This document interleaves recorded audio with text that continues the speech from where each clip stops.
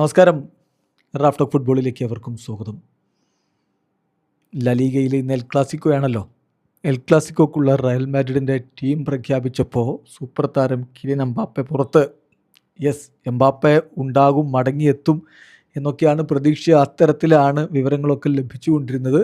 ഇന്നലെ pre match press കോൺഫറൻസിലും almost അതുപോലെയുള്ള ഒരു അഭിപ്രായം, അത്തരത്തിലുള്ളൊരു സൂചന പോലെയാണ് കോച്ച് സംസാരിച്ചിരുന്നത്, അർബിലോവ് സംസാരിച്ചിരുന്നത്. പക്ഷേ ഇപ്പോൾ സ്ക്വാഡ് പ്രഖ്യാപിക്കുമ്പോൾ എംബാപ്പെ ഇല്ല.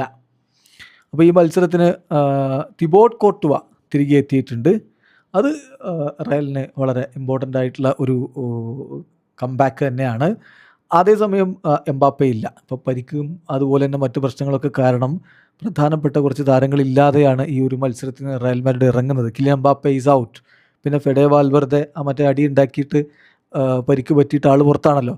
ആർദ ഗ്യൂളർ ഇല്ല, ഓൾറെഡി പരിക്കേറ്റ് പുറത്താണ്. Ferland Mendy, Eder Militao, Rodrygo, Dani Carvajal, Dani Ceballos ഇവരൊക്കെ പരിക്ക് കാരണം സ്ക്വാഡിൽ നിന്ന് പുറത്ത് നിൽക്കുകയാണ്. ഏതായാലും ഇപ്പോൾ റയലിൻ്റെ ഈ മത്സരത്തിനുള്ള സ്ക്വാഡ് പ്രഖ്യാപിച്ചിട്ടുണ്ട്. സ്ക്വാഡിൽ ഗോൾ കീപ്പർമാരായിട്ട് കോർട്ടുവ, ല്യൂനിൻ, സെർജിയോ മെസ്ട്രെ എന്നിവരാണുള്ളത്.